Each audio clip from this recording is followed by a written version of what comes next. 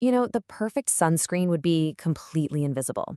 It would never be sticky, never feel greasy, never leave that weird white cast on your skin, never run into your eyes, and best of all, you would never ever need to reapply it. So when people hear about sunscreen pills or SPF gummies, the fantasy is immediate. I mean, just imagine swallowing a gummy, grabbing your towel, and walking outside perfectly protected for a full beach day. It sounds like an absolute dream, right? But we really have to ask, does the science actually back this up? Now, I'm not Dr. Hocker, but this explainer was prepared by Dr. Thomas Hocker. He's a Harvard and Mayo Clinic-trained, triple board-certified dermatologist, Mohs surgeon, and dermatology pathologist. What we're talking about today reflects his expert opinions, and all of this was reviewed for up-to-date accuracy on July 6, 2026. Keep in mind, this is for general education only, it's not personal medical advice, and it doesn't create a doctor-patient relationship. You should always see your own clinician for your individual care, and of course, seek urgent care for any urgent symptoms. So, back to the big question. Can you actually swallow sunscreen?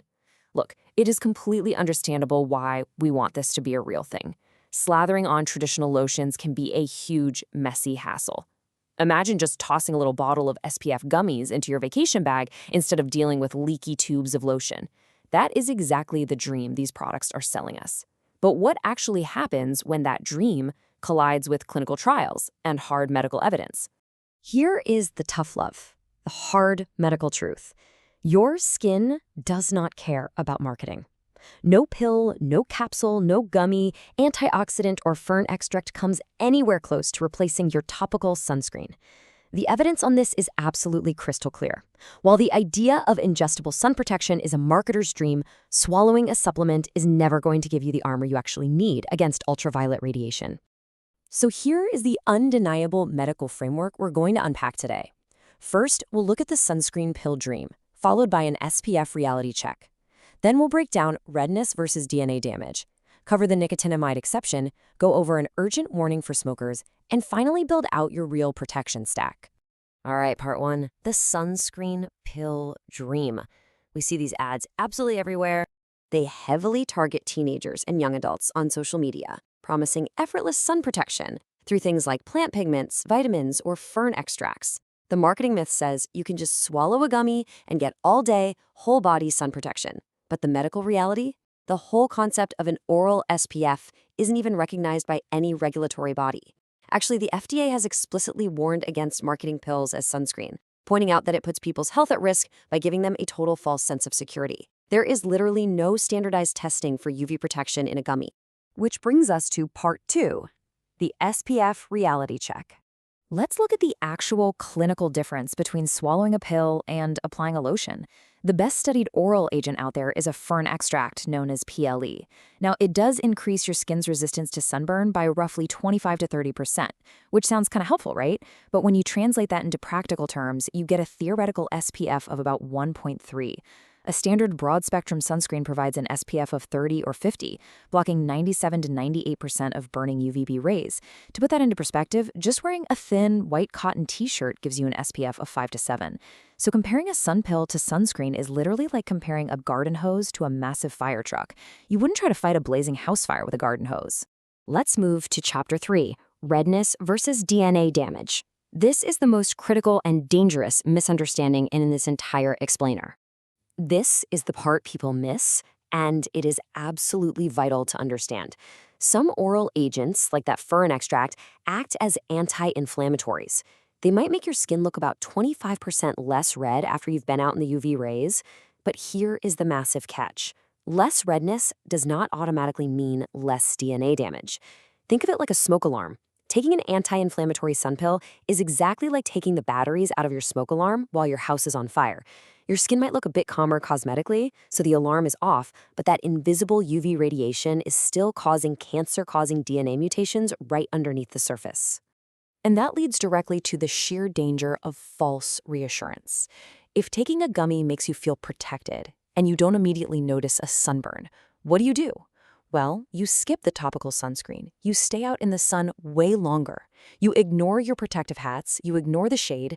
Because you aren't seeing the redness, you are secretly accumulating massive amounts of hidden cancer-causing DNA damage. Feeling falsely secure is arguably way more dangerous than knowing you're unprotected. Okay, Chapter 4, the nicotinamide exception. Now, there is one ingestible agent that actually has solid, rigorous medical evidence backing it up, but it serves a completely different purpose than a sunscreen. In a landmark clinical trial known as the On-Track study, published in the New England Journal of Medicine, scientists found a staggering 23% reduction in new non-melanoma skin cancers. And they did this by using nicotinamide, which is a specific form of vitamin B3. But let's do a quick reality check on nicotinamide. First off, this is for high-risk patients only, specifically folks who have already had 2 or more non-melanoma skin cancers, and its use should always be guided by a dermatologist. Second, nicotinamide does not block UV rays. It's not a sunscreen shield at all. Instead, it acts as a cellular DNA repair crew, helping your body fix the damage after the UV hits you. And finally, you have to take it continuously. The clinical trials show that the moment you stop taking it, that cancer prevention benefit completely disappears within months. Which brings us to Chapter 5 and a really crucial safety warning for you. This is about the dark side of taking supposedly natural sun supplements.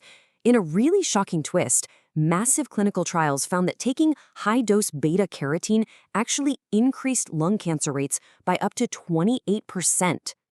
Let's break down why this beta-carotene danger is so serious. A lot of natural sun protection supplements rely on beta-carotene, but massive trials found that in current smokers, and possibly even former smokers, taking high doses of beta-carotene spiked the risk of lung cancer by between 18 and 28%. It was so bad that one major trial, which involved over 18,000 people, had to be stopped 21 months early because the people taking the beta-carotene were actively being harmed. The U.S. Preventative Services Task Force strongly recommends against it. The big takeaway here, natural definitely does not automatically mean safe for everyone. So if we can't just rely on popping gummies, what are we supposed to do? That brings us to Chapter 6, the real protection stack. Let's put the control right back in your hands with a practical, science-backed framework. The most crucial point to remember is this. If you really want to use an oral product, think of it merely as a tiny little bonus, never as your main armor. Your real evidence-based protection stack is these 4 simple steps. Number 1, apply a broad-spectrum sunscreen with an SPF of 30 or higher and reapply it every 2 hours. Number 2, wear protective clothing. Number 3, throw on a wide-brimmed hat and some UV-blocking sunglasses. And number 4, seek out the shade, especially during those peak UV hours between 10 a.m. and 4 p.m. A supplement might sit very quietly on top of that stack, but it can absolutely never replace it. Before we wrap this up, let's just do a super quick myth bust to really lock in today's core medical lesson. The myth is, hey, if I don't burn, I didn't get damaged. But the fact is, DNA damage happens long before any visible redness actually appears on your skin. Just think back to that smoke alarm analogy. A lack of sunburn does not mean a lack of cancer risk. Which leaves us with this final, definitive rule you can anchor on. Pills do not replace protection. You just cannot swallow sunscreen.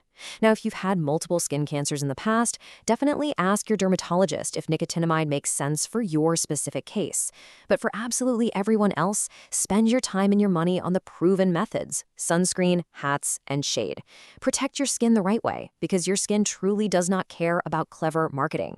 So the next time you scroll past a targeted ad promising you a totally sunburn-free summer from a single gummy, just ask yourself, are you actually buying real protection, or are you just paying to turn off your body's smoke alarm?